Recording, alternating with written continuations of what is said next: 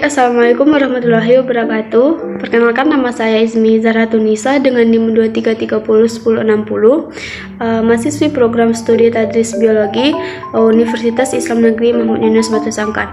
Baiklah, pada kesempatan kali ini saya akan menjelaskan tentang struktur-struktur dari kloroplas dan juga tentang proses fotosintesis yang terjadi pada kloroplas, termasuk juga dengan proses kemiosis yang terjadi pada kloroplas. Jadi selamat menonton. Baik, kloroplas seperti yang kita ketahui, kloroplas adalah sebuah organel plastida yang memiliki kandungan pigmen hijau atau yang biasa kita kenal dengan klorofil. Nah, ciri-ciri dari kloroplas ini adalah berwarna hijau dan di dalamnya mengandung pigmen klorofil, kemudian memiliki bentuk yang bulat atau bisa juga lonjong dan menyebar di dalam cairan sitoplasma. Nah, kemudian kloroplas ini memiliki diameter 5 sampai dengan 7 mikrometer dan juga tebalnya itu sekitar 1 sampai 2 mikrometer. Nah, kloroplas sendiri ini terletak di dalam sel tumbuhan atau ganggang yang dapat membuat makanan sendiri dengan melalui proses fotosintesis atau kita kenal dengan istilah autotrof. Nah, adapun kloroplas yang terdapat pada tumbuhan itu pada umumnya lebih banyak berada pada jaringan mesofil daun. Nah, selanjutnya itu kita masuk ke dalam struktur atau bagian-bagian yang terdapat pada kloroplas. Yang pertama yaitu adalah adanya ruang antarmembran. Nah, ruang antarmembran ini memiliki dua bagian, yaitu membran bagian luar dan membran bagian dalam yang mirip dengan mitokondria. Nah, ruang antarmembran sendiri itu berfungsi untuk memisahkan antara bagian membran bagian luar dan membran bagian dalam. Nah, ruang ini juga mempunyai tempat untuk terjadinya reaksi seluler penting seperti siklus Krebs, oksidasi asam amino, dan oksidasi lemak. Nah, kloroplas ini mempunyai beberapa bagian utama. Yang pertama yaitu adalah membran bagian luar. Nah, struktur kloroplas yaitu ada membran bagian luar yang berfungsi sebagai pengatur masuk dan keluarnya material padat dan cair melalui membran ganda. Nah, membran ini juga memungkinkan molekul-molekul kecil dan berat kurang dari 10 kilodalton melewati tanpa selektivitas dan melingkupi ruang antara membran dalam dan luar kloroplas. Nah, selain itu, membran bagian luar memiliki permukaan yang relatif datar dengan lipatan yang sedikit dibandingkan dengan membran bagian dalam. Nah, yang kedua yaitu adalah membran bagian dalam. Nah, membran bagian dalam ini dikenal juga dengan membran utama. Adapun fungsinya yaitu membran bagian dalam ini pada kloroplas untuk membentuk perbatasan di antara stroma dan sitosol. Nah, selanjutnya yaitu adalah tilakoid. Nah, struktur kloroplas yang selanjutnya itu tilakoid sendiri terdiri dari struktur kantung pipih yang membentuk sistem tilakoid. Nah, istilah tilakoid ini berasal dari bahasa Yunani yang berarti tilakois, yang artinya kantong atau kantong kecil dengan akhiran oid yang menunjukkan kemiripan. Nah, tilakoid ini memiliki fungsi sebagai pusat reaksi terhadap terang selama berjalannya fotosintesis untuk menangkap sinar matahari. Nah, tilakoid ini juga di dalamnya mengandung klorofil yang memiliki tanggung jawab terhadap penyerapan cahaya serta berbagai reaksi biokimia. Selanjutnya yaitu stroma. Nah, stroma ini adalah sebuah ruangan yang di dalamnya itu berisi cairan di sekitar tilakoid. Nah, bagian ini memiliki fungsi sebagai tempat untuk terjadinya reaksi gelap dalam proses fotosintesis yang biasa dikenal dengan siklus Kelvin. Nah, selain itu, stroma juga berperan sebagai tempat untuk penyimpanan hasil fotosintesis seperti pati. Nah, stroma mengelilingi tilakoid dan grana. Selanjutnya yaitu grana atau granum, yaitu unit struktural dasar jaringan membran tilakoid kloroplas pada tumbuhan. Nah, grana ini adalah tumpukan yang dibentuk dengan menggabungkan dua atau lebih tilakoid menjadi satu. Nah, fungsi dari gerhana ini adalah tempat terjadinya reaksi terang fotosintesis, di mana ciri-ciri utama peran gerhana dalam fotosintesis adalah memiliki pigmen fotosintesis seperti klorofil yang terletak di membran tilakoid gerhana. Ada dua jenis fotosintesis yang terdapat pada membran tilakoid gerhana, yaitu fotosistem 1 dan fotosistem 2. Selanjutnya kita masuk ke reaksi fotosintesis. Nah, seperti yang kita ketahui bersama, fotosintesis yaitu proses pengubahan senyawa air atau H2O dan karbon dioksida atau C2O dibantu oleh cahaya matahari yang diserap oleh klorofil sehingga menghasilkan senyawa glukosa atau C6H12O6. Nah, glukosa yang dihasilkan selain digunakan langsung oleh tumbuhan juga akan disimpan dalam bentuk makanan. Nah, tidak hanya glukosa, dalam proses fotosintesis tumbuhan juga menghasilkan O2 yang dibutuhkan oleh manusia dan hewan. Nah, reaksi fotosintesis ini terbagi menjadi dua, yaitu reaksi terang dan reaksi gelap atau yang kita kenal dengan siklus Kelvin. Nah, dinamakan reaksi terang sebab prosesnya membutuhkan cahaya, sedangkan reaksi gelap tidak membutuhkan cahaya.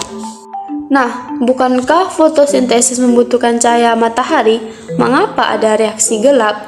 Nah, secara keseluruhan, fotosintesis tetap memerlukan cahaya. Namun, cahaya matahari yang diserap klorofil hanya digunakan pada reaksi terang saja. Nah, dalam reaksi terang, terjadi proses yang menghasilkan molekul ATP dan NADPH2.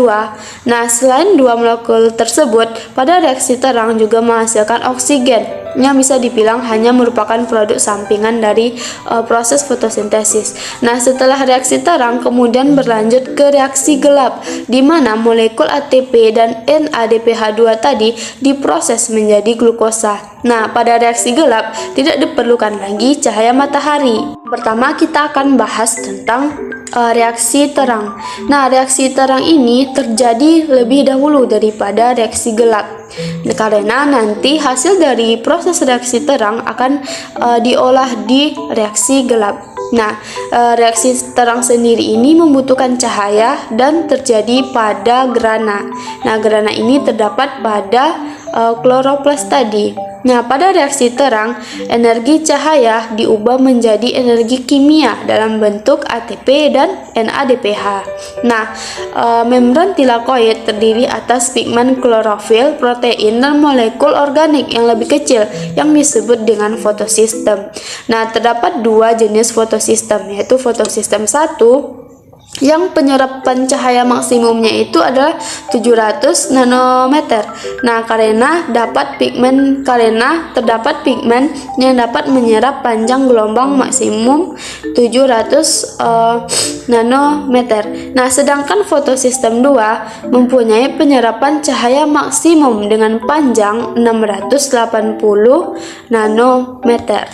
Nah, pada reaksi ini terjadi pemecahan molekul dan air oleh cahaya sehingga dilepaskannya elektron, hidrogen, dan oksigen yang disebut dengan fotolisis. Nah, elektron yang dihasilkan akan memasuki sistem transfer elektron. Nah, reaksi transfer elektron dibedakan menjadi reaksi siklik dan reaksi non-siklik. Nah, reaksi siklik, elektron dilepaskan oleh fotosistem 1 akan kembali kepada fotosistem 2. Nah, ketika elektron melewati beberapa akseptor elektron, energi yang dilepaskan digunakan untuk membentuk ADP menjadi ATP, dan pembentukan ATP pada reaksi siklik disebut dengan fotofosforilasi siklik. Nah, kemudian reaksi non-siklik. Nah, di mana elektron yang dilepaskan dari fotosistem 2 bergerak menuju melalui serangkaian akseptor elektron seperti plastokonium, sitokrom, dan plastosianin. Nah, proses tersebut dilepaskan energi yang kemudian ditangkap ADP menjadi ATP. Nah, fotosistem 1 merupakan molekul kompleks yang dapat melepaskan elektron yang dipicu oleh cahaya matahari. Nah, elektron fotosistem 1 yang lepas akan tergantikan oleh elektron dari fotosistem 2. Nah, elektron yang berenergi tinggi dari fotosistem 1 akan melewati serangkaian akseptor elektron baru. Nah, pada akhirnya elektron tersebut dipakai untuk mereduksi NADP menjadi NADPH. Nah, nanti hasil dari reaksi terang pada proses fotosintesis akan menghasilkan ATP dan NADPH. Nah, selanjutnya kita masuk kepada reaksi gelap dari fotosintesis. Nah, seperti yang kita ketahui bahwa hasil dari proses reaksi terang akan dilanjutkan pada proses reaksi gelap atau siklus Kelvin. Nah, reaksi ini terjadi di stroma. Nah, reaksi ini melibatkan siklus tadi yang dinamakan dengan siklus Kelvin. Nah, siklus Kelvin ini membutuhkan energi kimia yang dihasilkan dari dari reaksi terang berupa CO2, ATP, dan NADPH. Energi ini digunakan untuk menghasilkan glukosa yang merupakan hasil akhir dari reaksi fotosintesis. Nah, siklus Kelvin ini dibagi menjadi 3 proses. Yang pertama ada fase fiksasi, di mana tahap fiksasi ini bertujuan mengikat CO2 dari udara oleh ribosa bifosfat atau kita kenal dengan RUBP dengan bantuan enzim Rubisco. Nah, fase ini membentuk senyawa beratom C6. Nah, hasil yang tidak stabil tersebut dipecah menjadi 2 senyawa yaitu C3 atau 3 fosfogliserat. Nah, oleh karena itu setiap 3 molekul CO2 yang masuk akan menghasilkan 3 fosfogliserat. Nah, yang kedua yaitu adalah fase reduksi. Nah, nanti NADPH mereduksi 3 fosfogliserat menjadi 3 fosfogliseraldehid atau G3P yang dibantu dengan ATP. Nah, untuk membuat satu molekul G3P utuh, siklus tersebut membutuhkan atom karbon dari 3 molekul CO2. Nah, fase yang terakhir dari reaksi gelap adalah nanti fase regenerasi. Nah, terjadi pada saat sebagian 3GP melalui sederetan reaksi membentuk RP atau ribosa fosfat yang kemudian difosforilasi oleh ATP menjadi ribosa difosfat. Nah, dan berakhirlah rangkaian dari proses fotosintesis. Nah, pada gambar bisa kita lihat ada 2 proses kemiomastik yang terjadi pada 2 organel tumbuhan, yaitu pada mitokondria dan juga kloroplas. Nah, yang pertama kita bahas yaitu proses kemiomastik di mitokondria. Nah, yang pertama di mana elektron diberikan ke rantai transport elektron melalui pembawa elektron berenergi tinggi seperti NADH dan FADH2. Nah, NADH menyediakan elektron ke kompleks 1 ETC sementara FADH menyediakan elektron ke kompleks 2. Nah, kemudian elektron bergerak ke bawah rantai transport elektron dan melepaskan sejumlah besar energi. Aliran elektron pada ETC dengan dipresentasikan dengan persamaan kompleks 1 ke kompleks 2, kemudian koenzim Q, nah kemudian ke kompleks 3, sitokrom C, kemudian ke kompleks 4 dan oksigen. Nah, di sini oksigen bertindak sebagai akseptor terakhir elektron dalam transport elektron. Ini merupakan sumber perolehan energi melalui respirasi sel. Nah, hambatan apapun dalam proses ini akan membuat mustahil memperoleh energi melalui respirasi sel. Selanjutnya yaitu proses kemiosmosis pada klorofil. Nah, kemiosmosis pada membran ini terjadi pada membran tilakoid di mana terjadi selama reaksi bergantung cahaya. Nah, ini terjadi jika terjadi aliran elektron siklik dan non-siklik. Nah, pada aliran elektron non-siklik selama proses ini, elektron yang terfotoeksitasi bergerak melalui kedua fotosistem. Nah, ini melibatkan yang pertama foton cahaya jatuh pada fotosistem dan merangsang elektron. Nah, yang kedua, elektron yang terfotoeksitasi bergerak melalui rantai transport elektron. Nah, kemudian pada aliran elektron siklik, dalam aliran siklik, elektron yang terfotoeksitasi melalui rantai transport elektron dan kembali ke fotosistem 1 setelah setiap siklus. Nah, aliran elektron direpresentasikan dari fotosistem 2 ke ferredoksin, kemudian ke kompleks sitokrom, kemudian ke plastosianin, dan ke fotosistem 2. Nah, pada saat melewati rantai transport elektron, energinya digunakan untuk memompa proton ke dalam lumen tilakoid. Nah, ATP dibuat ketika proton-proton ini berdifusi kembali ke stroma seperti aliran elektron non-siklik. Nah, kemiosmosis pada kloroplas merupakan sumber molekul ATP untuk kreasi gelap fotosintesis. Nah, jika proses kemiosmotik gagal menghasilkan molekul ATP, nah, reaksi gelap tidak akan dapat berlangsung dan organisme gagal memproduksi glukosa. Nah, proses kemiosmotik ini memegang peran penting dalam proses fotosintesis.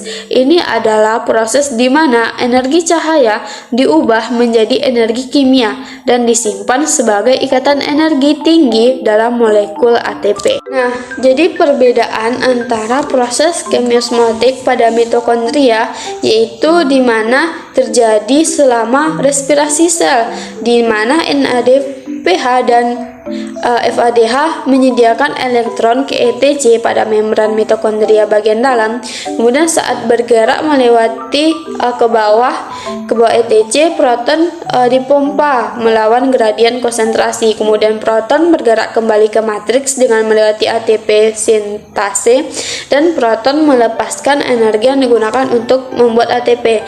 Nah, sedangkan proses kemiosmotik pada kloroplas itu terjadi selama fotosintesis, di mana elektron yang terfotoeksitasi bergerak ke bawah ETC pada membran tilakoid. Nah, nanti energi elektron yang digunakan untuk memompa proton dari stroma ke dalam lumen tilakoid. Nah, ketika proton kembali ke stroma, mereka melewati ATP sintase. Nah, energi atau proton digunakan untuk membuat ATP oleh ATP sintase. Nah, proses ini terjadi selama aliran elektron siklik dan non-siklik dalam reaksi bergantung cahaya. Nah, kemudian dapat juga kita simpulkan bahwa kemiosmosis itu adalah proses pergerakan proton atau ion hidrogen menuju gradien konsentrasi melintasi membran. Nah, pergerakan proton ini digabungkan dengan sintesis ATP. Ini adalah penggandengan rantai transport elektron dengan pembentukan ATP.